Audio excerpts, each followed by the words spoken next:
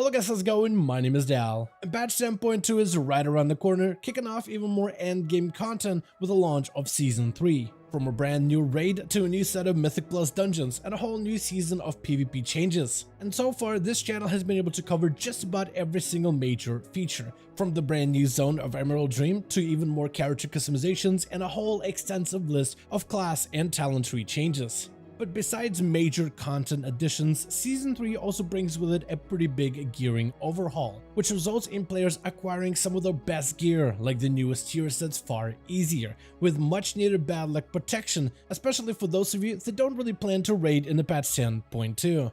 We also see a major update to open world gearing that doesn't abandon all of the content that came with the previous patches like 10.1, the Dragonflight launch, and the 0.5 and the 0.7 patches in between. Also, the system of crests and gearing upgrades continues its way into the Season 3, but like every other system, this will also see some major improvements to make sure that every single crest that you gather for Season 3 never goes to waste. So in today's video, I wanted to go over all of the different ways that gearing is looking to improve for Season 3, which could make it much easier for you to get into as a brand new player or if someone who wants to play multiple alts at a time.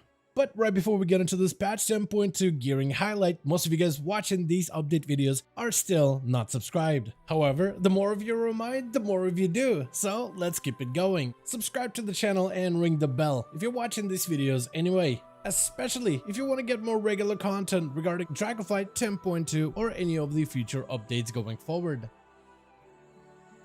One of the biggest and possibly the best gearing changes coming in 10.2 is our ability to use the tier set crafting system early into the Season 3, with the catalyst becoming fully interactable from day 1. This is a massive change in the right direction, as previously the catalyst was mostly used as bad luck protection system that allowed you to turn regular seasonal gear into tier set equivalents, but only weeks after the new season has finally launched. So, from the start, it wasn't intended as a primary gearing method, even though for many focused on Mythic Plus and PvP content that were heavily reliant on it to get their tier set bonuses outside of lucky drops from the weekly Great Vault. Patch 10.2 changes this by keeping the catalyst mostly the same as it was before. The only difference is a change of how often you can turn regular gear into tier set equivalents. Early on, you will be able to use the catalyst once every 2 weeks, but this still allows you to quickly obtain your tier set bonuses with some much needed bad luck protection. This change allows those of you that focus on raiding to earn your tier sets relatively quickly. Where the system heavily benefits is for those of you that solely focus on Mythic Plus pushing or competitive PvP, allowing those players to get their bonuses far more quickly. Another way to earn tier set pieces during Season 3 is by completing the season's Mastery achievement. This achievement was initially introduced during Season 2 of Dragonflight and allowed you to complete a series of objectives in order to purchase a piece of tier set gear of your own choosing. And you will have a few different options of how to obtain this achievement. You can either slay the final boss of the newest raid tier on Heroic difficulty, obtain the Keystone Master within Mythic Plus, or earn the rank of Challenger 2 within any of the rated PvP activity of your choosing, be it rated arenas like solos, 2s or 3s, or even rated RBGs. And earning the Season 3 Mastery early means you can be that one step closer to getting your 4-set bonus as early as possible. Another gearing improvement coming with 10.2 is an adjustment to how gear rewards are obtained from open world activities. If you played during the early days of Dragonflight launch, you would remember just how packed the open world was, with everyone getting their weekly activities completed, like raiding the Dragonbane Keep, completing the hunts for the Moruk Centaurs, as well as all of the other activities that get added in later patches, things like the Farak Assaults, Researchers Under Fire, Time Rifts, and even Dream Surges. In 10.2, all open world activities, both new and old, will continue to provide you with meaningful entry-level rewards that scale up with the crest upgrade system added for the patch 10.1. This allows multiple avenues of gearing up for a fresh new character before you get to dive headfirst into the more challenging endgame content, and should hopefully help keep the 4 original zones of the Dragon Isles a bit more populated with all of the content preserved and relevant going forward. Joining these public events is the new Super Bloom, which is a new activity where you follow around the Ancient of Life, fighting off threats, taking care of the Emerald Dream until you fill out a progress bar. and once filled you'll have the final encounter with enemy forces, followed by a mini-boss. Afterwards, you are awarded with starter 441 gear, which is upgradable all the way to 463 item level. Besides gear upgrades, the public events also offers you additional resources to interact with within the Emerald Dream, which also has a chance to award you with other cosmetics such as transmog gear, unique battle pets, as well as rideable mounts. And finally, when it comes to other forms of open world activities, we have the new world boss edition of Aurastar, the Hibernator. Like every other world boss before it, the Hibernator will be available with the launch of Season 3 content somewhere within the Emerald Dream, and will require a large group of players to defeat.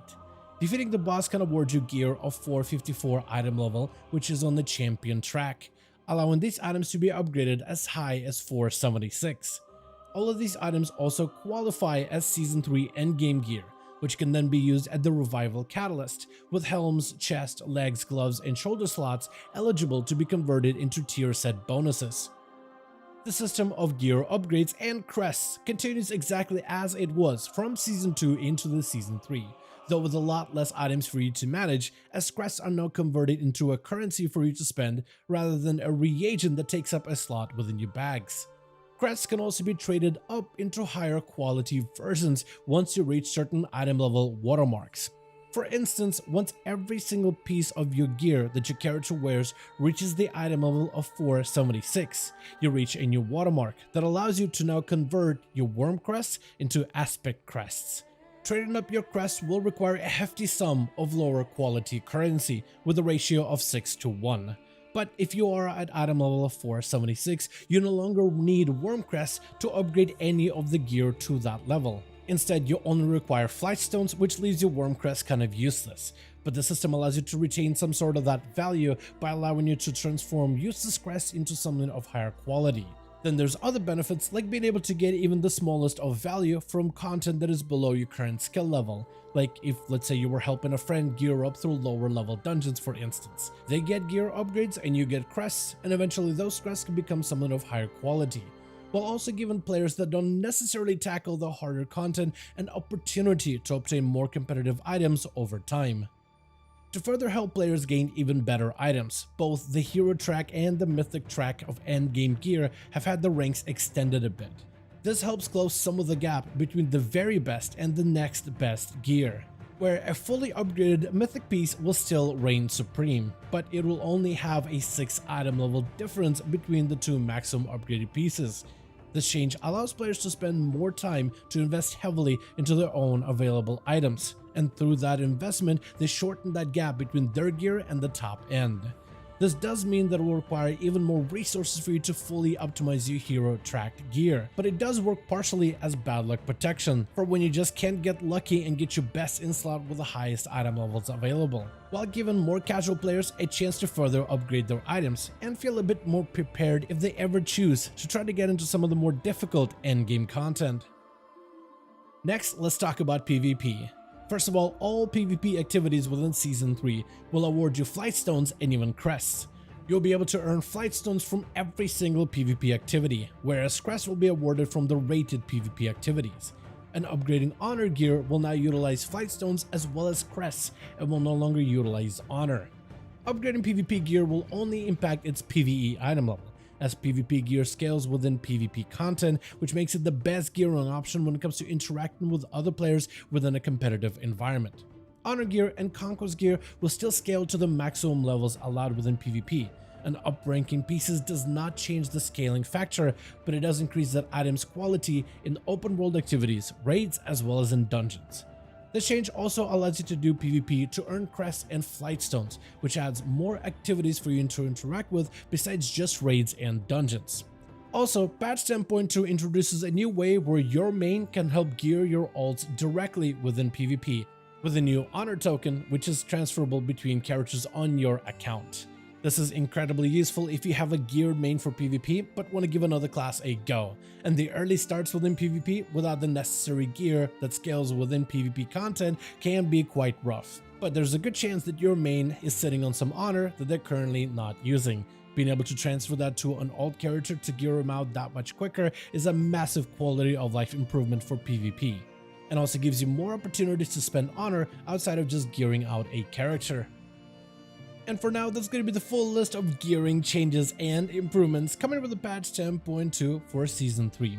I want to thank all of you so much for watching this video, and I hope you guys enjoyed. Let me know your thoughts in the comments below. As per usual, if you guys enjoyed this video or found it informative, go ahead and give it a thumbs up. I would very much appreciate it. And as always, in the description of every single video and live stream, we have a link to our Discord community channel. Probably the best place to reach out to me directly in case you want to let me know what you thought about this video or hang out with the rest of the community to discuss some of the upcoming changes. Join our Discord to become part of the community. But otherwise, thank you all so much for watching this video. I do hope you guys enjoyed. Let me know all of your thoughts down below. And as always, I'll see all of you guys in another video.